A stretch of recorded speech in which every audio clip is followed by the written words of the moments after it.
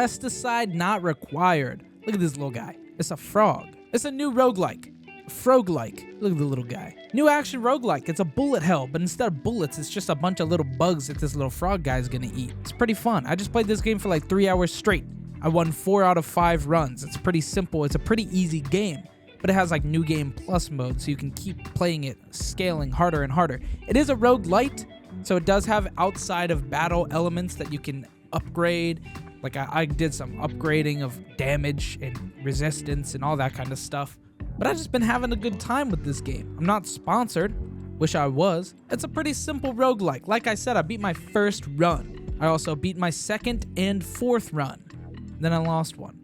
But then I won another one. See, it's pretty fun. It's pretty simple. You walk around, you can buy these seeds like Stardew Valley, and they give you XP that can buy more passive abilities.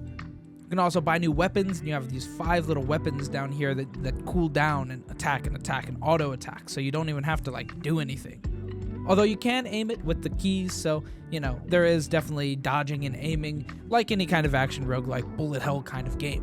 But this one's cute. You got a little frog guy. Look at him. Look at him go. As you progress, you unlock more frogs with more different synergetic powers. It's pretty fun. I had the first one, where I just leaned into damage. Every single time that an ability came up, it said, hey, you want damage? I was like, yeah, I want damage. So I just kept going into damage. But in the next one, I did this little fishing run where I just kept upgrading everything that said, hey, faster fishing, more effective fishing, which is a good way of getting XP, more and more rewards, and then I got damage. It's pretty easy to just go for damage. I learned that from Isaac. Like I said, it's a pretty simple roguelike. I beat my first run, I beat my second run, I beat my fourth run. It's just fun. This is a game that I would give to somebody that never played a roguelike before, because it's pretty simple. You got like 20 to 30 minute runs, which is cool. You don't have these hour-long runs of games like Balatro and Isaac that can just keep going. You can get an R key in Isaac and have an hour-and-a-half run. It's just ridiculous. Meanwhile, in this game, you're just having a little fun time with 20 minutes for this little frog guy. Eat a bunch of bugs, have a good old time. The game hasn't gotten repetitive to the point where I don't want to play it yet. It's only 3 hours in. I know it shouldn't be boring yet, but it's only a $6 game. You're not going to get 30, 40, 80 hours out of this game. But I might get 30 hours of this game, because there's 4 different stages, like 20 something different characters, and there's 4 levels of New Game Plus that scales the game harder and harder. It seems like it's very fleshed out for a $6 game.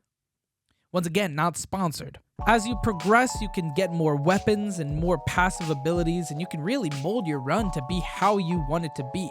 That's my favorite aspect of roguelikes, is getting very, very cohesive runs with very obvious synergies. That's one of my favorite things in a lot of these kind of games.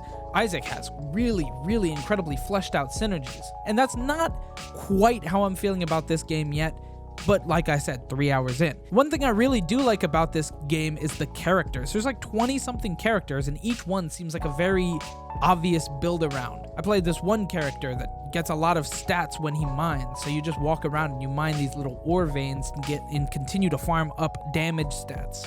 And then I had this one run with this armored dude, this little armored frog. Look at him go. And he stacks damage for every time you get resistance. So every time you build into your defense, you're also building into your offense. Seems broken, right? Well, it is. It is broken. There's no caveat there. It's just very broken. The game at its core is really simple. I just realized I haven't really explained anything yet. There's these farm plots where you can plant seeds and weapon seeds. Weapon seeds give you weapons and upgrade your weapons, obviously. And the regular seeds, I think, just give you XP. I'm still not really sure. Like I said, 3 hours into the game, I'm still getting things figured out. But once again, this game seems very expansive. It's very fleshed out. You have 4 different areas for the seasons. They have different bugs, they have different fish, they have different plants, a ton of different frogs, New Game Plus 4 times, roguelite elements where you can buy outside of battle upgrades, just a ton of stuff. I mean, this seems to be the most playability that I've found in a game this cheap. Been having a pretty good time playing this game. I hope it gets really popular. I hope it gets very overwhelmingly positive. I love putting that in my thumbnail. Don't got that yet, unfortunately. It's just positive. Top-down action roguelike. I know it's a very crowded subgenre, but this one is definitely worth the play. I mean, I'm having a good time. I spent $6. I put 3 hours in so far. I'm probably gonna put in 3 more hours today. Just wanted to get out this video because game came out today. There's a ton of different weapons, by the way. I mean, I've been having a ball playing the water beam. I'm using the bombs, these pitchforks, the boomerangs. There's projectiles and there's non-projectiles. And there's these boss guys that give you pets when you beat them. It's just a fun time, is what I'm getting at. I'm just having a good time. Anyway, that's it. Thanks so much for watching, guys. Subscribe for more videos. Subscribe.